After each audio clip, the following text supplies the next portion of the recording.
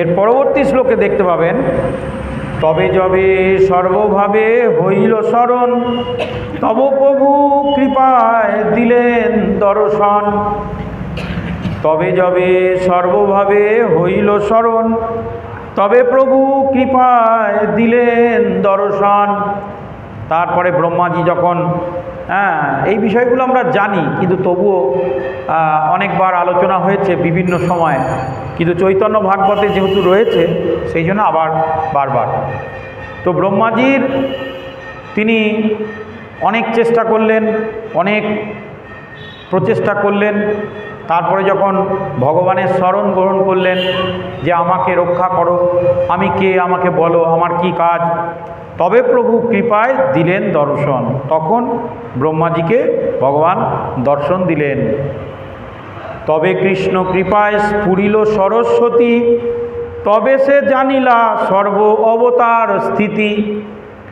ওই যে আমরা আলোচনা করছিলাম, সেইটাকে বোঝাতে গিয়ে এতগুলো কথা বলা হলো, যেটা দিয়ে শুরু করেছিলাম, ব্রহ্মাদি স্মৃতি হয় কৃষ্ণের কৃপায়। যে কৃষ্ণের কৃপাতেই ব্রহ্মার মধ্যে সব কিছু এলো, বেদ, স্মৃতি, শাস্ত্র সব কিছু। তো বললেন যে তবে কৃষ্ণের কৃপায় স্মরিল সরস্বতী। তাহলে কৃষ্ণকে ভালো না বাসলে সরস্বতী বিদ্যা দেবে না, যতই আমরা সরস্বতী পুজো করি না কেন। এবং তবে সে জানিলা সর্ব অবতার স্থিতি, ভগবান কে, কোথা থেকে আমার সৃষ্টি হলো, আমার কাজ কি, তখন ব্রহ্মাজি জানতে পারলেন। ব্রহ্মাজির কাজ কি, ভগবান বলে দিলেন তুমি সৃষ্টি করো, শক্তি দিয়ে দিলেন। তখন ব্রহ্মাজি নিজের কাজ করে গেল, এখনও করছে। ব্রহ্মলোকে গেলেই দেখতে পাবেন ব্রহ্মাজি বসে আছে। কিন্তু আমরা নিজেকে চিনতেও পারছি না, জানতেও পারছি না। তাই আমার যে কি কাজ, কেন আমি এসেছি এই জগতে, সেটা আমরা বুঝতে পারছি না। তো ব্রহ্মাজি 7টি জন্মের কথা মহাভারতের 347 থেকে পর্বে উল্লিখিত আছে। পাদজন্ম ব্যতীত ব্রহ্মার মানস জন্ম, চাক্ষুষ জন্ম, বাচিক জন্ম, শ্রবণ জন্ম, নাসিক জন্ম এবং অজণ্ড জন্ম হয়েছিল। এই 6টি জন্ম ব্রহ্মাজি গ্রহণ করেছিলেন। চিন্তা করে দেখুন, মহাভারতে কথা আছে। এই যে ব্রহ্মা আজকে ব্রহ্মা হয়েছে, নারদ আজকে নারদ হয়েছে। আমরা নারদ মুনির ক্ষেত্রেও দেখেছি যে 7টি জন্ম তাকে পার হতে হয়েছে, অনেক কষ্ট করে তারপর নারদ মুনি হতে পেরেছে। তো এখানে ব্রহ্মাজির কথাও বলা হয়েছে যে ব্রহ্মা হওয়ার আগে ব্রহ্মাকেও 7টা জন্ম পার হতে হয়েছে। এইখানে সেই জন্মগুলোর কথা দেওয়া আছে। প্রথম হচ্ছে মানুষ জন্ম, মানুষ রূপে ব্রহ্মা জন্মগ্রহণ করেছিলেন। চাক্ষুষ জন্ম, বাচিক জন্ম, শ্রবণ জন্ম, নাসিক জন্ম এবং অজণ্ড জন্ম। তাহলে ব্রহ্মা বাইরের কেউ নন, আমাদের মধ্যেই কেউ একজন। এই যে আপনারা মানুষ, আমরাও মানুষ। এই মানুষ থেকেই পরবর্তী শক্তির প্রভাবে আমরা সেই ব্রহ্মার পদ পেতে পারবো, ব্রহ্মার মতন শক্তি অর্জন করতে পারবো। আজ আমরা একটা বাড়ি বানাতে পারছি না, তখন ভগবান শক্তি দিলে এরকম হাজার হাজার ব্রহ্মাণ্ড আমরা বানিয়ে দেবো। আবার সেই ব্রহ্মাণ্ডে জীবজন্তু যারা থাকবে তাদের খাবার জন্য খাবার ব্যবস্থাও আমরা করে দিতে পারবো। তখন তাদের হৃদয়ে সমস্ত চেতনা, জ্ঞান সব দিতে পারবো। তাই বলা হচ্ছে যে ব্রহ্মাকেও ব্রহ্মা হতে 7টা জন্ম করতে হয়েছে। ন্যায় আত্মা প্রবচেন লভ্য ন মেদয়ে বহুনা শ্রুতাম, যম বৈশ্য বৃষতে তেন লবস্তে সা আত্মা বিনুষ্যতে তাম। তো সর্বশক্তিমান কৃষ্ণ স্বীয় ঔদার্য লীলা প্রকাশ করিয়া ব্রহ্মাতে স্বরূপ দর্শন এবং শব্দ প্রকাশ করিবার শক্তি সঞ্চার করবার পর ব্রহ্মার কণ্ঠদেশ থেকে ওম উচ্চারণ হয়েছিল। এই যে ব্রহ্মার গলায় শক্তিও ছিল না, ভগবান দিয়েছিলেন সেই শক্তি। সেই শক্তি দেওয়ার পর 3টে শব্দ ব্রহ্মা প্রথম শিখেছিলেন, অ, ঔ আর ম, যেটা মিলে হলো ওম। এখানে 3টে ওয়ার্ড আছে, ওম, অ, ঔ আর ম। এই 3টে শব্দ ব্রহ্মাজি জানলেন এবং সেইটাই প্রথম শব্দ ওম। ওঙ্কার ধ্বনি ব্রহ্মার ভেতর থেকে বেরিয়ে এলো। মনে রাখবেন, আপনার যদি আর অন্য কোনো মন্ত্র জানা না থাকে, এই ওঙ্কার মন্ত্রের মাধ্যমে, ওঙ্কার মানে ও, এই যে উচ্চারণ ও, এই যে উচ্চারণ, এই উচ্চারণের মধ্যে দিয়েই পরম ব্রহ্মের, পরমেশ্বর ভগবানের শক্তি আপনার মধ্যে মানে চলে আসবে। হ্যাঁ, নারীদের করা যাবে না, ব্রাহ্মণদেরও মানে নারী এবং শূদ্রদের করা যাবে না, এটা ব্রাহ্মণদের জন্যে। কিন্তু ভগবান আবার গীতায় বলেছেন যে আমার একটি মন্ত্র, সেটা হচ্ছে ওম, আর কোনো দ্বিতীয় মন্ত্র নেই। এই কথাও গীতায় বলেছে। যা মন্ত্র আমরা জপ করছি এগুলো পরে এসেছে। এবং হে অর্জুন, আমাকে যদি পূর্ণরূপে প্রাপ্ত হতে চাও তাহলে একং অপসরম, আমার একটি মন্ত্র, আমি এক এবং অদ্বিতীয়, আমার মন্ত্র একটি এবং অদ্বিতীয়, সেটা হচ্ছে ওম। এই ওঙ্কার উচ্চারণের মাধ্যমেই তুমি আমাকে প্রাপ্ত হতে পারো। কিন্তু সমস্যা হচ্ছে এই ওঙ্কার মন্ত্র উচ্চারণ কারা করবে? একমাত্র ব্রাহ্মণেরা। যারা নারী, নারী আর শূদ্রদের এই মন্ত্র উচ্চারণের অধিকার নেই। এখন ব্যাপারটা হচ্ছে যে অনেকে তো করছে, করলে সেই শক্তি ভেতরে এলে সেটাকে ধারণ করতে পারবে না, এটাই শাস্ত্রের সিদ্ধান্ত। তো এখানে আমরা দেখতে পাচ্ছি এই যে প্রথম উচ্চারিত শব্দ ওম, এবং এই ওম শব্দ এত শক্তিশালী যে ব্রহ্মাজি এই অনন্ত কোটি ব্রহ্মাণ্ডের সৃষ্টি করেছিলেন এই ওম মন্ত্রের উচ্চারণের মাধ্যমে। তাই ওম থেকেই কিন্তু সব কিছু সৃষ্টি, এই ওম থেকেই সব কিছুর সমগ্র ব্রহ্মাণ্ডের সৃষ্টি, ওঙ্কার থেকে। তাই এই ওঙ্কারকে নিয়ে যারা পড়ে থাকে তারা মনে করে ভগবান নিরাকার, ভগবানের কোনো আকার নেই, ভগবান হচ্ছে একটি শব্দ মাত্র, সেই শব্দটা হচ্ছে ওম। সেই ওম উচ্চারণ করলেই আমাদের মধ্যে সেই শক্তি সঞ্চারিত হবে। তো এইভাবে ব্রহ্মাজি প্রথম এই ওম মন্ত্রটা ভগবানের কাছ থেকে জানতে পেরেছিলেন, ভগবান শ্রীকৃষ্ণ। আবার এই ওমটা শুধু উচ্চারণ করলেও হবে না, ওম উচ্চারণের অনেক পদ্ধতি আছে, মানে অনেক রকম পদ্ধতি আছে, তার ভেঙে কোথায় কতটা চড়াতে হবে, কতটা নামাতে হবে, এইভাবে এগুলো শিখতে হবে। হ্যাঁ, ওই জন্য বললাম না, অ, উ আর ম, ও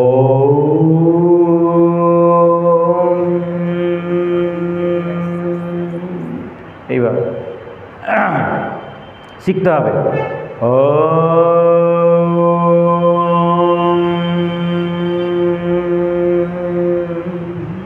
কেউ যদি করে বুঝতে পারবে এর প্রভাব কি, না করলে তো বোঝানো যাবে না। তো তাই আরোহবাদের পরিবর্তে তো এইভাবে বলা হচ্ছে যে কৃষ্ণ কৃপা এবং সরস্বতীর কৃপা যদি পেতে চাও তাহলে মহাপ্রভুর চরণকে আমাদের আঁকড়ে ধরতে হবে। হেন কৃষ্ণ চন্দ্রের দুর্গেয় অবতার, তান কৃপা বিনে শক্তি আছে কার জানিবার। হেন কৃষ্ণ চন্দ্রের দুর্গেয় অবতার, তান কৃপা বিনে কার শক্তি জানিবার। তাহলে চিন্তা করুন, যে ব্রহ্মাকে ওম মন্ত্র উচ্চারণ করতে শিখিয়েছিল, যে ব্রহ্মাকে সব শক্তি সঞ্চার করেছিল, যে এই অনন্ত কোটি ব্রহ্মাণ্ডের সম্রাট পরমেশ্বর ভগবান শ্রীকৃষ্ণ, সে যদি কৃষ্ণচন্দ্র, তাই বলছে কৃষ্ণচন্দ্রের দুর্গেয় অবতার। সেই কৃষ্ণচন্দ্র তিনি নিজেকেই ভগবান বলে কখনো প্রকাশ করেন না, তারই অবতার হচ্ছেন এই চৈতন্য মহাপ্রভু, যার দুর্গেয়, সবার জ্ঞানের বাইরে। মহাপ্রভুকে সবাই ভগবান মানে সাধারণ মানুষ বলে মনে করে। তান কৃপা বিনে শক্তি আছে কার জানিবার। তাহলে মহাপ্রভুর কৃপাতেই আমরা মহাপ্রভুকে জানতে পারবো, ভগবানের কৃপাতেই ভগবানকে জানতে পারবো। না হলে ভগবান আমাদের কাছে সাধারণ একজন মনুষ্য, মহাপ্রভু একজন আন্দোলনকারী, এই রকমভাবে প্রকাশিত হবে। এটাই হচ্ছে চৈতন্য ভাগবতের সিদ্ধান্ত, যে তান কৃপা বিনে শক্তি আছে কার জানিবার। তিনি যদি কৃপা করেন, হে মহাপ্রভু আপনি কৃপা করুন যাতে আপনাকে জানতে পারি। জানতে না পারলে সেবা করতে ইচ্ছা করবে না, আগে জানতে হবে তার ক্ষমতা কি, তিনি কি দিতে পারেন। হ্যাঁ, সেইটা যখন আমরা জানতে পারবো তখন মহাপ্রভুর ভজন করতে ইচ্ছা করবে। তাহলে আগে আমাকে মহাপ্রভুর কাছ থেকে সেই কৃপা, কারণ ঈশ্বরের কৃপা দেশ হয়তো যাহারে সেই সে ঈশ্বর তত্ত্ব বুঝিবারে পারে। ঈশ্বর যদি কৃপা না করে ঈশ্বরের তত্ত্ব কেউ বুঝতে পারবে না। হাজার গ্রন্থ উন্নয়ন করলেও বুঝতে পারবে না, হাজার পুজো পাঠ করলেও বুঝতে পারবে না। তাহলে মহাপ্রভুকে জানতে গেলে আমাদেরকে মহাপ্রভুর কৃপা নিতে হবে, প্রার্থনা করতে হবে কৃপা। তেমনি কৃষ্ণকে জানতে গেলেও কৃষ্ণের কাছে কৃপা প্রার্থনা করতে পারবে যে হে প্রভু, তুমি হচ্ছ চিন্ময়, আমি হচ্ছি জড়, আমার ইন্দ্রিয়গুলো তো জড়, চোখ কান নাক এইগুলো দিয়েই তো তোমাকে দেখছি, আমার মনটাও জড়, আমার বুদ্ধিটাও জড়। তাহলে জড় দিয়ে চিন্ময়কে কি করে জানব? তাই তোমার চিন্ময় শক্তি আমার মধ্যে প্রকাশ করো, করলে পরে আমি যাতে তোমাকে জানতে পারি, তুমি কৃপা করো। সেই বিদ্যারূপিণী সরস্বতী আমার হৃদয়ে প্রকাশ করো, যাতে তোমার এই তত্ত্বগুলো আমি বুঝতে পারি, উপলব্ধি করতে পারি। হ্যাঁ, এইভাবে ভগবানকে প্রার্থনা করতে হবে। দেখুন, ভগবান কিন্তু পাওয়ার বিষয় নয়, আপনি ভগবানকে পেয়েও কিছু করতে পারবেন না, কোনো কাজেই লাগবে না ভগবানকে পেয়ে।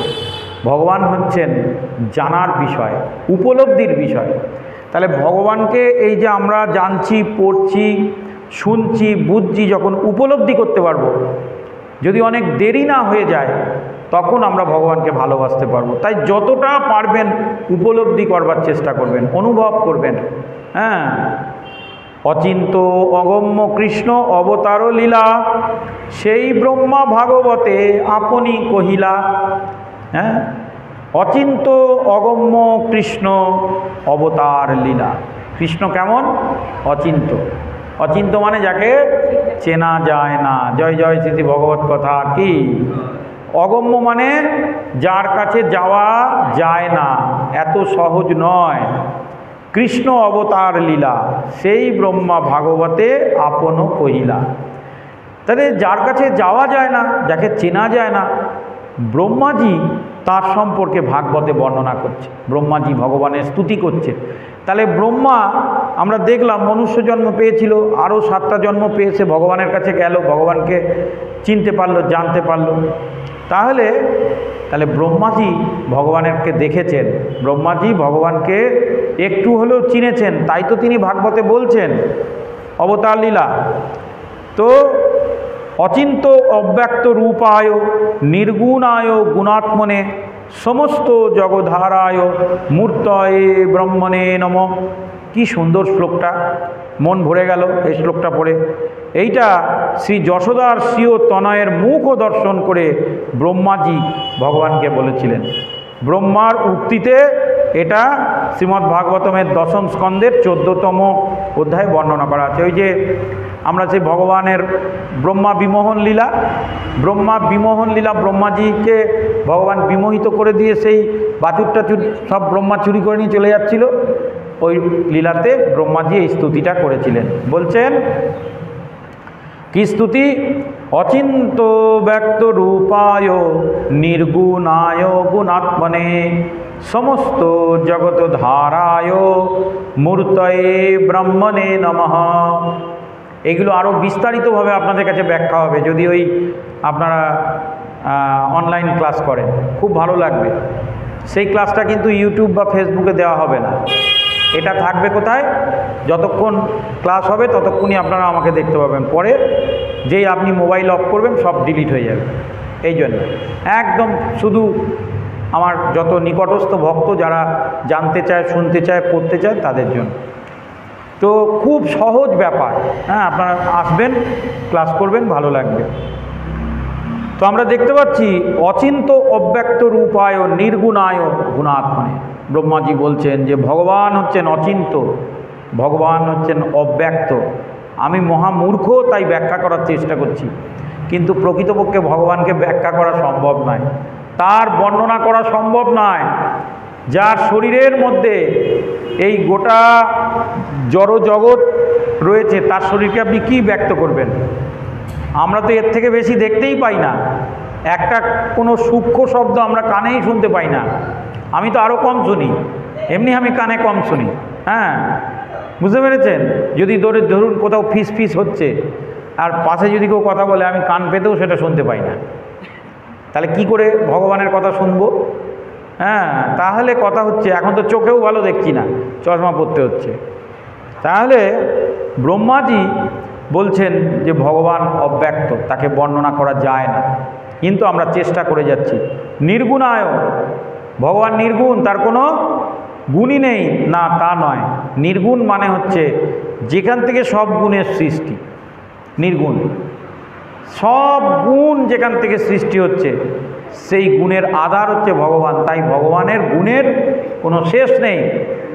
হাজার হাজার গুণ খাতাতে লিখলেও ভগবানের গুণে লেখে শেষ করা যাবে না। তাই তিনি হচ্ছে নির্গুণায়। সমস্ত জগত ধারায় মূর্তয় ব্রহ্মণে নম, তিনি পরমব্রহ্ম, পরমেশ্বর ভগবান।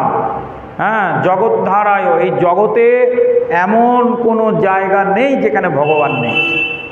ভগবানকে দেখতে আপনাকে বৃন্দাবনে যেতেই হবে এমন কোনো ব্যাপার নেই। আপনি এখানে বসেই ভগবানকে দেখতে পারবেন, যদি আপনার সেই দেখার দৃষ্টি থাকে। আর যদি দৃষ্টি না থাকে, তাহলে বৃন্দাবনে গিয়েও দেখতে পাবেন না। ছোলা মুড়ি আর ওই ক্ষীর আর দুধ খেয়ে বাড়ি চলে আসবেন। ওখানে ভালো ক্ষীর খাওয়া যায়, ক্ষীর খাবেন, দুধ খাবেন, দই খাবেন, ওগুলো ভগবান খেতেন। হ্যাঁ, তাহলে কথা হচ্ছে যে ভগবান হচ্ছেন উপলব্ধির বিষয়, তাকে জানতে হবে। কিন্তু ওইসব তীর্থে যাওয়া উচিত। কেন?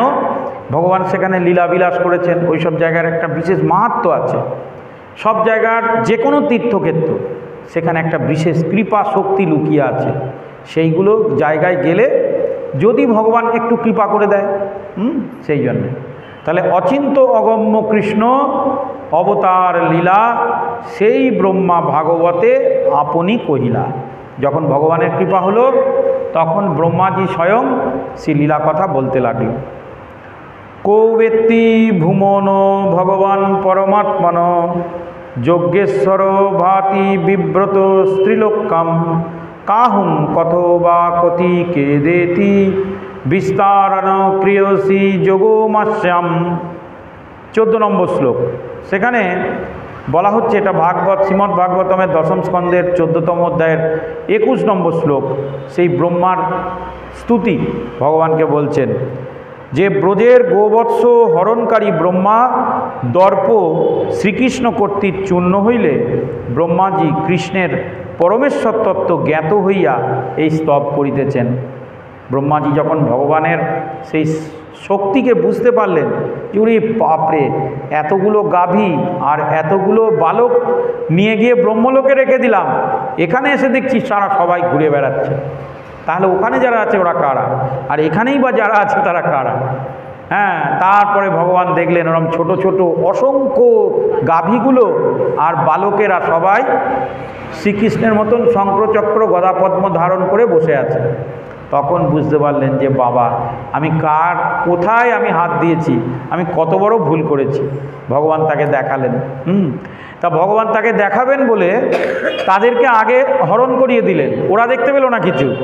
কিন্তু ব্রহ্মাজি সবার মধ্যে, সেই গাভীদের মধ্যে আর ওই বালকগুলোর মধ্যে ভগবানকে দর্শন করল।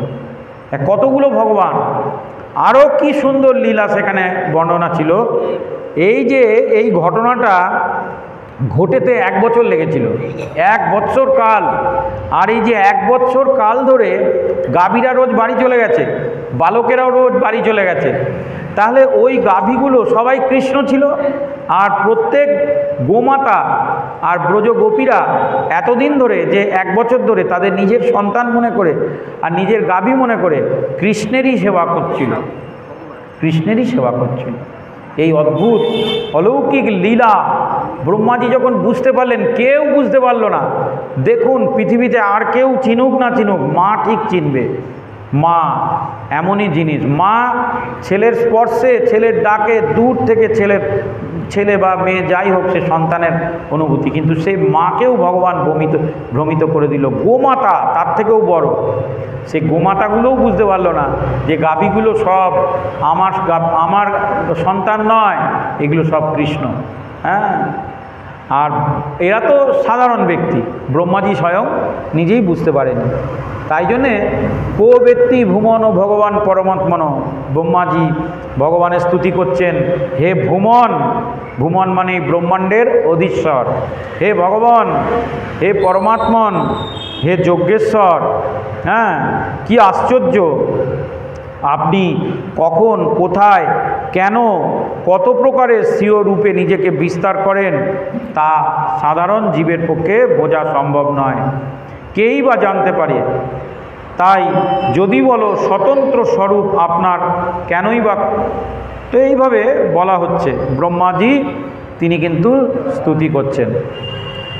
কোন হেতু কৃষ্ণচন্দ্র করে অবতার, কার শক্তি আছে তত্ত্ব জানিতে তাহার। কি বলা হচ্ছে? কোন হেতু কৃষ্ণচন্দ্র করে অবতার, কার শক্তি আছে তত্ত্ব জানিতে তাহার। সেই কৃষ্ণচন্দ্র তিনি গৌরচন্দ্র রূপে এলেন, হ্যাঁ, জড়জগতে।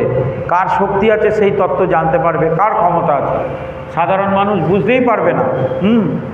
তো তাই সাধারণ মানুষের বোঝা শোনার বাইরে গৌরাঙ্গ মহাপ্রভু।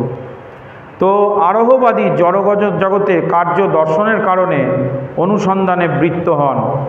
হ্যাঁ, তো এখানে এই কথা বলা হচ্ছে। তথাপি শ্রী ভাগবতে গীতায় যে কয়, তাহা লিখি যে নিমিত্তে অবতারও হয়। কিন্তু তা সত্ত্বেও আমরা ভগবানের অবতার লীলা, অবতার কথা আমরা শ্রবণ করি, যেটা গীতা এবং ভাগবতের প্রবচন। আবার এখানে গীতা থেকে সেই অবতারদের প্রসঙ্গে এখানে সেই গীতার 4th অধ্যায় 7 আর 8 নম্বর শ্লোক এখানে বলা হয়েছে, যেটা আপনারা সকলেই জানেন, খুব প্রচলিত শ্লোক। যদা যদা হি ধর্মস্য গ্লানির্ভবতি ভারত, অভ্যুত্থানং অধর্মস্য তদাত্মানং সৃজাম্যহম, পরিত্রাণায় সাধূনাং বিনাশায় চ দুষ্কৃতাম, ধর্ম সংস্থাপনার্থায় সম্ভবামি যুগে যুগে। তাহলে ভগবান কি বলছেন? যে হে ভারতবর্ষীয় সম্রাট, হে সর্বশ্রেষ্ঠ অর্জুন, যে আমি সাধুদের যদা যদা হি ধর্মস্য গ্লানির্ভবতি ভারত, যখন যখন ধর্মের ওপর গ্লানি হবে, অভ্যুত্থানম অধর্মস্য তদাত্মানাং সৃজাম্যহম, অধর্মের অভ্যুত্থান হবে, তখন তদাত্মানাম সৃজাম্যহম, আমি নিজেকে সৃজন করব, আমি আসব। কেন? পরিত্রাণায় সাধুনাং, সাধুদের পরিত্রাণ করব বলে, বিনাশায় চ দুষ্কৃতাম, দুষ্কৃতকারীদের বিনাশ করব বলে, ধর্ম সংস্থাপনার্থায় সম্ভবামি যুগে যুগে, ধর্মকে পুনঃস্থাপন করবার জন্য। তাহলে ধর্ম স্বয়ং ভগবান, ধর্ম রক্ষতি রক্ষতাম, আপনি যদি ধর্ম পালন করেন, ধর্ম আপনাকে রক্ষা করবে, ধর্মকে আপনাকে রক্ষা করতে হবে না।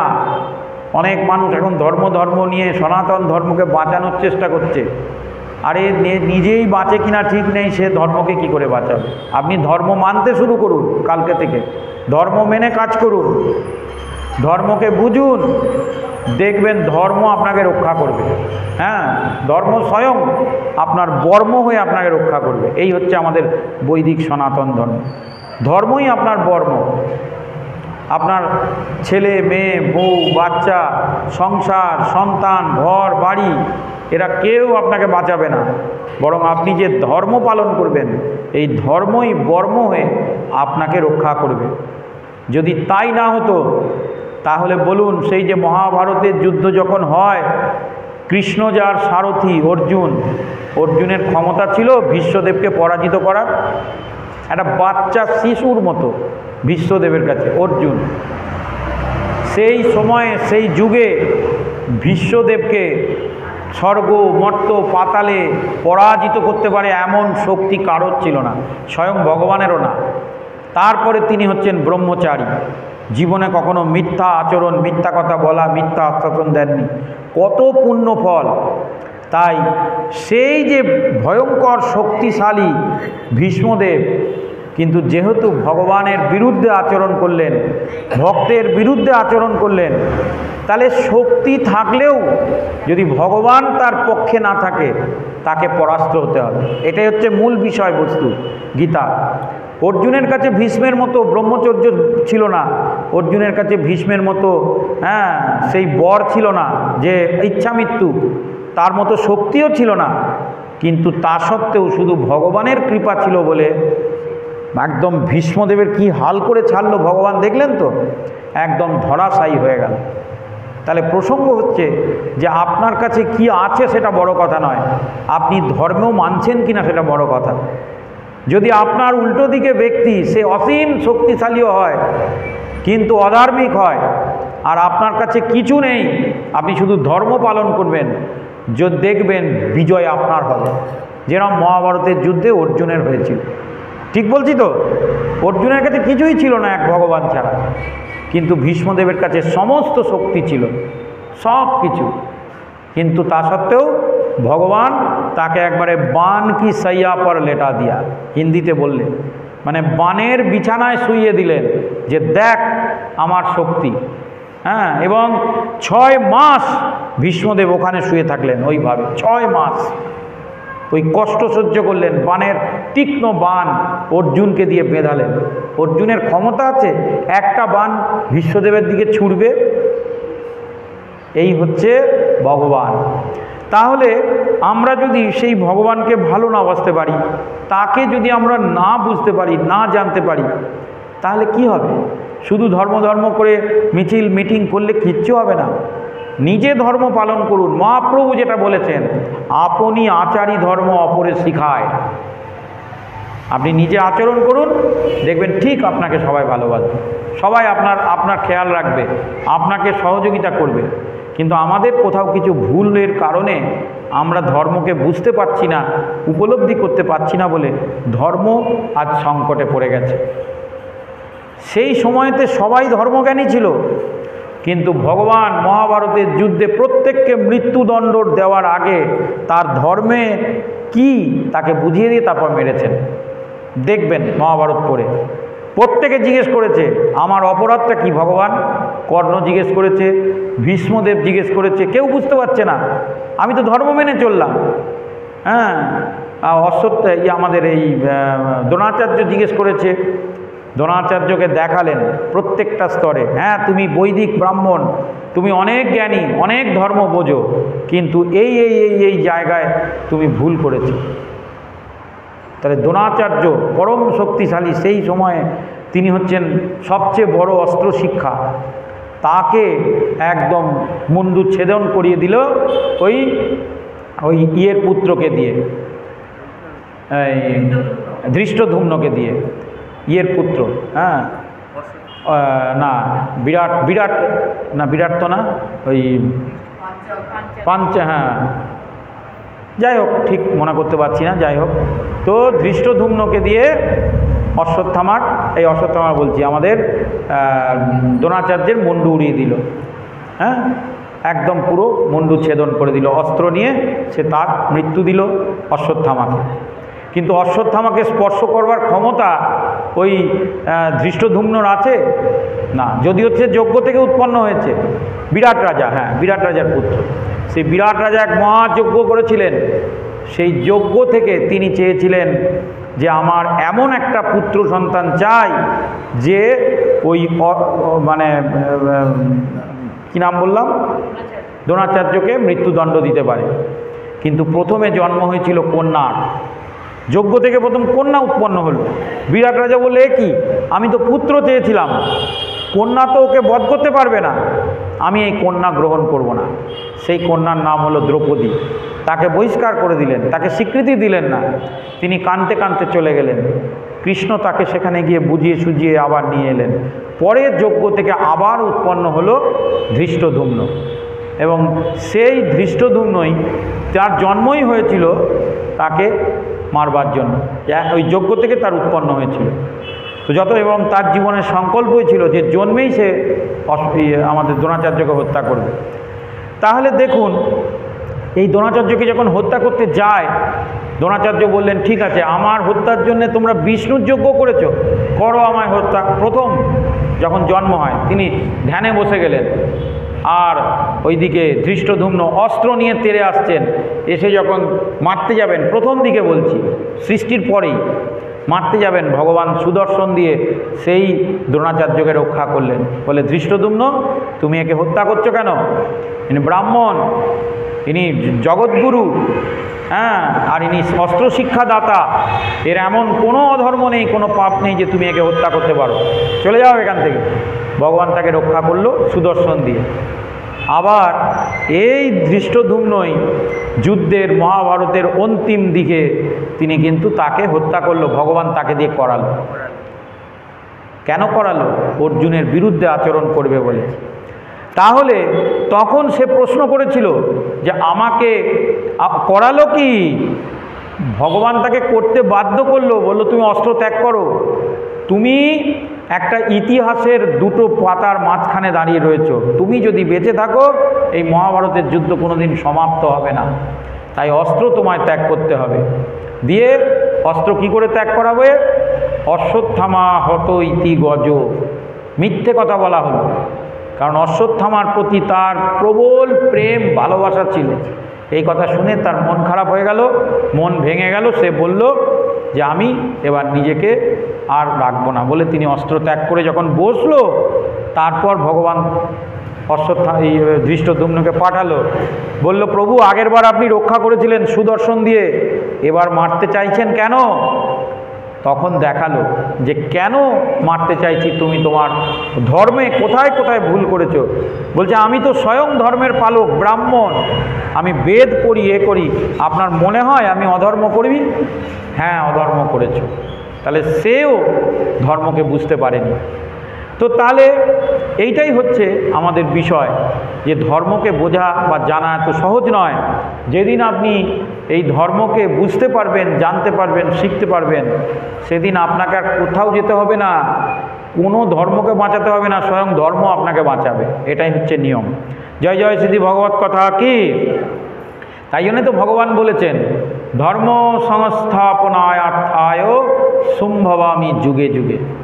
আমাদেরকে বলেছেন ধর্মকে বাঁচাতে, বলেনি, আমাদেরকে ধর্ম পালন করতে বলেছেন। ধর্ম সংস্থাপনার্থায়, ধর্মকে স্থাপন করবার জন্যে সম্ভবামি যুগে যুগে, আমি আসবো, কাউকে আসতে হবে না। তাই তো তিনি এলেন মহাপ্রভু রূপে। এখন মহাপ্রভু রূপে কলিযুগে যে ধর্ম তিনি প্রবর্তন করলেন, আমরা যদি সেই ধর্ম পালন না করি তাহলে কি করে হবে? আমরা তো ধর্ম মানিই না প্রথম, আর যদিও বা মানি, পালন করি না। যদি আমরা ধর্মকে পালন করি তাহলে ধর্ম স্বয়ং আমাদের রক্ষা করবে। হ্যাঁ, একবারকার কথা কত বলবো, কত সুন্দর সুন্দর কাহিনী। মহাভারতে একটা জায়গা আছে, শকুনি, অ্যাকচুয়ালি এই যে যুদ্ধটা, মহাভারতের যে যুদ্ধ, সেটা পাণ্ডব আর কৌরবদের মধ্যে নয়। সেই যুদ্ধক্ষেত্রে দুইজন মহাবুদ্ধিমান ছিলেন, একজন হচ্ছেন কৃষ্ণ আর আরেকজন হচ্ছেন শকুনি। শকুনি আর কৃষ্ণের যুদ্ধ, দুইজনের কূটনীতি এই যুদ্ধতে কাজে লেগেছে। শকুনি ওদের পরামর্শদাতা হয়েছিলেন, কৌরবদের, ধৃতরাষ্ট্রপুত্রদের, আর কৃষ্ণ এদের পরামর্শদাতা হয়েছিলেন। হ্যাঁ, তো যার জন্যে আমাদের ওইটা ছিল। ঠিক আছে, আচ্ছা। তো কথা হচ্ছে যে এইভাবে ভগবান কি করলেন না, এই শকুনি যখন একটা সময়কার কথা, একটা যমুনা নদীর তীরে ভগবান বিচরণ করছেন, চিন্তা করছেন যে কিভাবে কি করা যায়, যুদ্ধকে পায় করা যায়। সেইখানে শকুনি এসেছে ভগবানের সাথে একটু কথা বলতে। ভগবানের সাথে কথা বলে বলছেন, কৃষ্ণ, এইবার তুমি কি করে যুদ্ধকে জয় করবে? তোমার সবই তো কেড়ে নিয়েছি, নারায়ণী সেনা, তোমার হাতের সুদর্শন, বুঝতে পেরেছেন, সব কেড়ে নিয়েছি, শুধু তুমি একা, তাও তুমি যুদ্ধ করতে পারবে না, তোমার কোনো ক্ষমতাই নেই। যার হাতে অস্ত্র নেই তার ক্ষমতা থাকবে? ওখানে তো সবাই অস্ত্রধারী।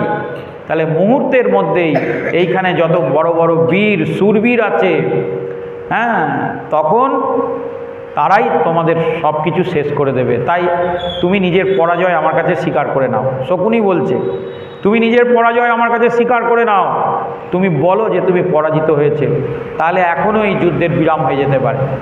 তখন ভগবান শ্রীকৃষ্ণ একটি ডায়লগ দিয়েছিলেন, বলছে ধর্ম রক্ষতি রক্ষাতাম, আমাকে রক্ষা করার জন্য অস্ত্রও লাগে না, আমার রক্ষার জন্য কোনো কিচ্ছু লাগে না, স্বয়ং ধর্মরূপে আমি বিরাজ করি। যে ধর্ম পালন করবে এই ধর্মই তাকে রক্ষা করবে, আর আমি স্বয়ং ধর্ম। হ্যাঁ, আমার থেকে এই ধর্মের সৃষ্টি, যে এই ধর্মকে পালন করবে সে স্বয়ং রক্ষাপ্রাপ্ত হবে। আর ওইখানে আগে থেকে তিনি ভবিষ্যৎবাণী করে দিয়েছিলেন, সেটা ওই ক্ষেত্রে আলোচনা নয়, যে ওইখানে মাত্র ওই কজনই জীবিত থাকবে যুদ্ধে, পঞ্চ পাণ্ডব, বাকি সব আস্তে আস্তে আস্তে আস্তে তাদের কারণে বিনাশ হয়ে যাবে, যুদ্ধ করতে করতে তারা মারা যাবে। কেন? প্রত্যেকেই কখনো না কখনো অধর্মের আশ্রয় নিয়েছে, একমাত্র এই পঞ্চ পাণ্ডবই ধর্মকে পালন করেছে। তাহলে বুঝতে পেরেছেন যে ধর্ম কত বড় জিনিস।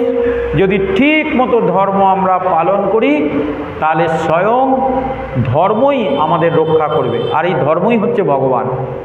ভগবানই একাদশী, ভগবানই পূর্ণিমা, ভগবানই অমাবস্যা তিথি, ভগবানই ব্রত, ভগবানই নাম, ভগবানই ভক্ত, ভগবানই গুরু, ভগবানই সাধু, ভগবানই গ্রন্থ, এগুলোই তো সব ধর্মের প্রতীক।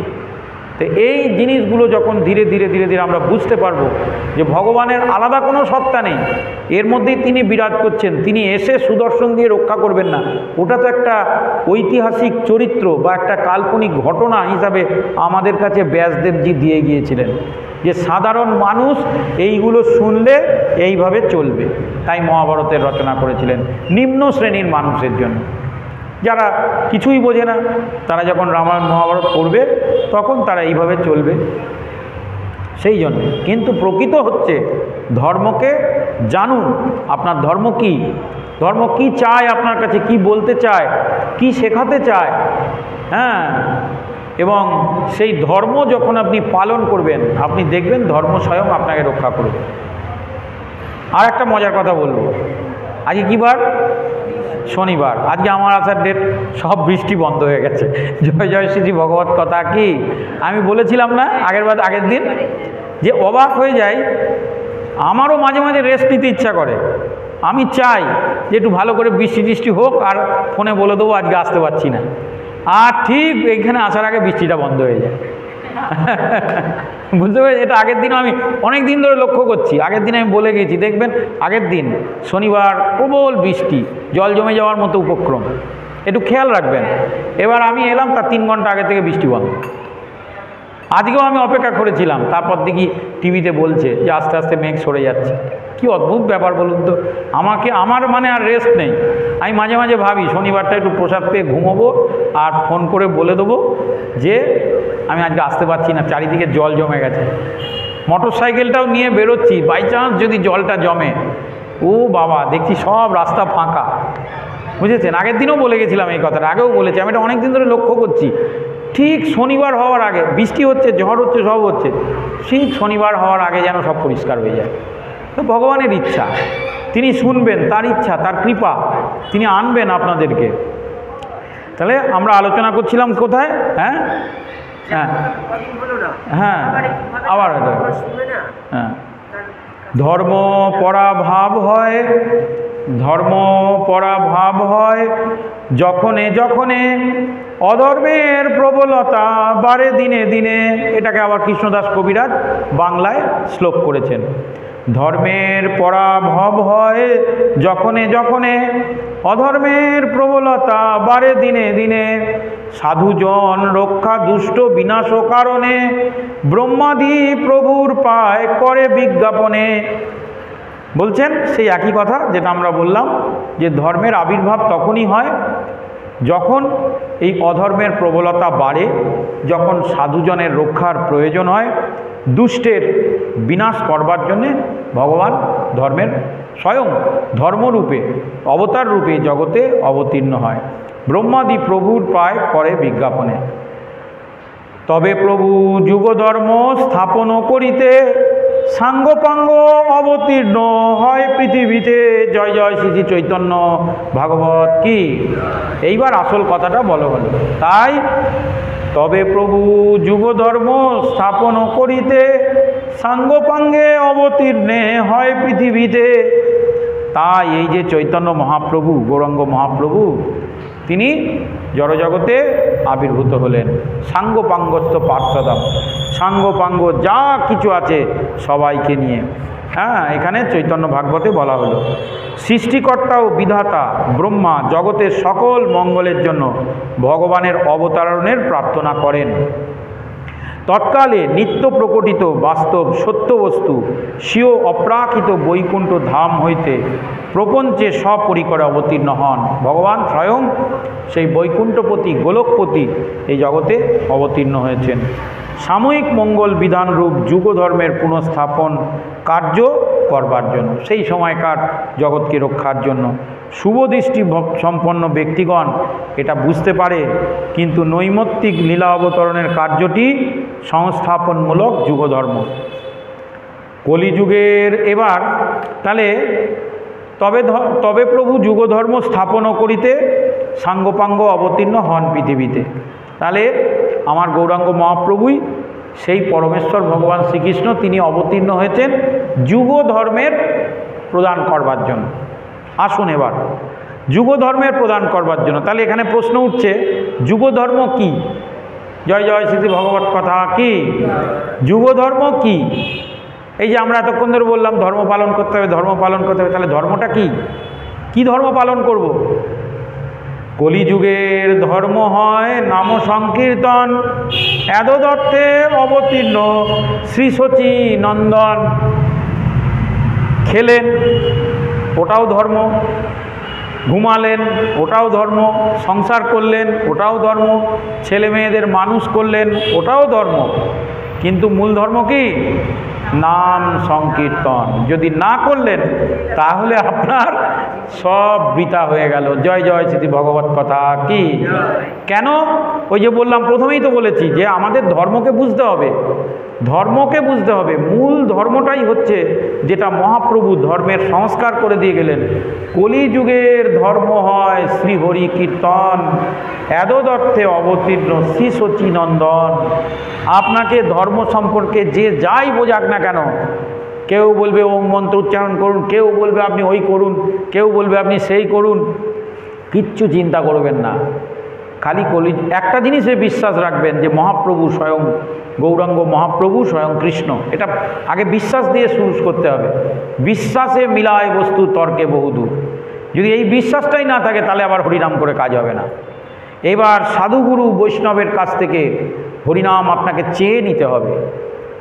মেঘে এই হরিনাম লও তুমি মাগি, আপনাকে নিতে হবে।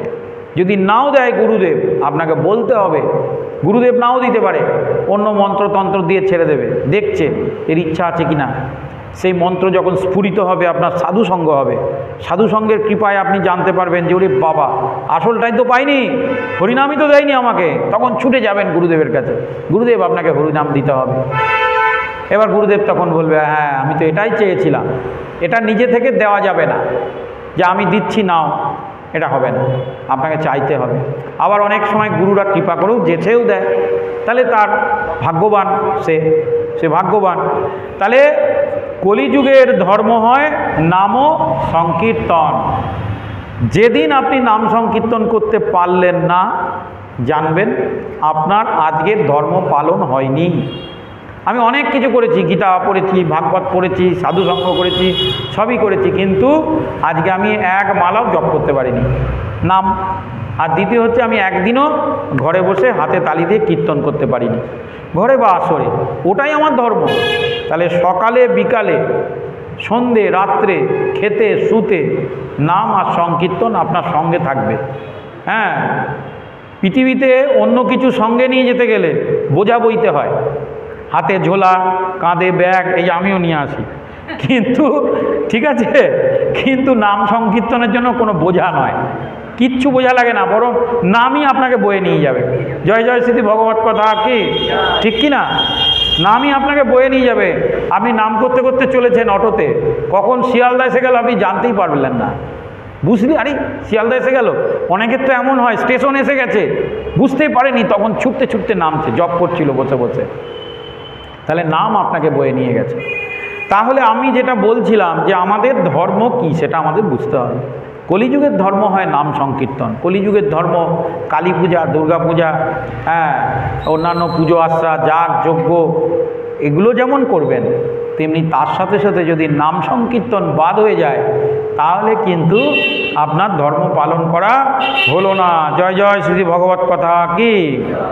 তাহলে আবার বলবো, এগুলো আপনারা জানেন, তাও রেকর্ডিং হচ্ছে তো অন্যরা শুনবে। সত্যযুগে ধ্যান, ত্রেতায় যজ্ঞ, দ্বাপরে পরিচর্যা বা অর্চন, আর কলিযুগে হরিনাম সংকীর্তন। ধর্ম রক্ষার সোপান, ধর্ম রক্ষতি রক্ষাতাম। আপনি করে দেখুন, যদি না রক্ষা পান তখন আমায় বলবেন। প্রতিদিন নাম সংকীর্তন করবেন, একদিনও বাদ না যায়। সকালবেলায় উঠে, সন্ধেবেলায়, রাত্রেবেলায় 3 বেলা নাম সংকীর্তন করবেন। আমি একটা জিনিস দেখেছি, যারা জগৎবন্ধুর নাম শুনেছেন আপনারা, হরিপুরুষ জগৎবন্ধু, তাদের আবার নিয়ম আছে, তারা সকাল এবং বিকেল প্রত্যেকে একটা করে করতাল, যেমন আমরা মালা দিই, ওরাও করতাল দেয়। এই করতাল মানে জপ তো করেই, তার সাথে সাথে করতাল বাজিয়ে ওরা কিন্তু কীর্তন করে তারপর উঠবে, আহ্নিক করবে, কীর্তন করবে, তারপর উঠবে। খুব ভালো জিনিস, এটা আমাদেরও মনে রাখতে হবে যে যখন আপনি পূজায় বসবেন একটু কীর্তন করে তারপর উঠবেন। 2-4 মিনিট কীর্তন করলেন হাতে তালি দিয়ে, করতাল বাজিয়ে। পূজায় যদি কোনো অর্চনায় ভুল ত্রুটিও হয়ে থাকে, আপনার নাম সংকীর্তনের মাধ্যমে ভগবান ওইটাকেই গ্রহণ করবে। ঘন্টার পর ঘন্টা যজ্ঞ করলাম, পূজা করলেই যে ভগবান সন্তুষ্ট হবে না, এমন নয়। বরং অতক্ষণ পূজা করলে ভগবান আরও অসন্তুষ্ট হয়। বেশি করার দরকার নেই, ভগবানের পূজা বেশিক্ষণ সময় লাগে না, আরাধনা বেশিক্ষণ সময় লাগে না। যতক্ষণ আপনার মন চাইবে, প্রাণ চাইবে করবেন, নাম সংকীর্তন করে উঠবেন। তো এইভাবে এটা হচ্ছে কলিযুগের নাম সংকীর্তন। তাহলে সত্যযুগে ধ্যান, ত্রেতায় যজ্ঞ, দ্বাপরে অর্চন, আর কলিযুগের নাম সংকীর্তন ধর্মরক্ষার সোপান। ভগবান শ্রী শচীনন্দনই সেই সংকীর্তনের প্রবর্তক। কৃষ্ণের নাম আমরা করছি, কিন্তু দিল কে? মহাপ্রভু। এটাও তো মনে রাখতে হবে।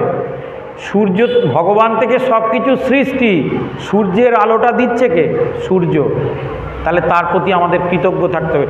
সূর্য ভগবানের দেহ নির্গত জ্যোতি, কিন্তু আপনার কাছে পৌঁছে দিল কে? সূর্যদেব। তো তাই সেই মহাপ্রভুকে আমাদের ভালোবাসতে হবে। এই কহে ভাগবতে সর্বতত্ত্বসার, কীর্তন নিমিত্ত গৌরচন্দ্রেরও অবতার। তাহলে আপনি ভাগবত পড়ুন, গীতা পড়ুন, বেদ পড়ুন, উপনিষদ পড়ুন। এখানে কি বলা হলো? এই কহে ভাগবতে সর্বতত্ত্বসার। তাহলে হরিনাম সংকীর্তন হচ্ছে সব তত্ত্বের সার। আপনি অন্য কিছু যদি নাও করেন, একটু নাম সংকীর্তনও করেন, তাতেও আপনার ধর্ম পালন হবে। কিন্তু সব কিছুই করলেন, নাম সংকীর্তনই হলো না, তাহলে কোনো ধর্মই পালন করা হলো না। এই নিমিত্তে গৌরচন্দ্র করেন অবতার। তাহলে আমার কলির পাবন অবতার শ্রী শ্রী চৈতন্য মহাপ্রভু, যিনি চমৎকারী এই হরিনাম সংকীর্তন প্রদান করে গিয়েছেন জীবের মঙ্গলের জন্য, সেই গৌর সুন্দরের প্রতি আমাদের কৃতজ্ঞ থাকা উচিত। এই কথা বলে আজকের চৈতন্য ভাগবত কথা আমরা এখানেই বিরাম দিলাম। সকলে ভালো থাকবেন, সকলের মঙ্গল হোক। হরে কৃষ্ণ, হরি বল।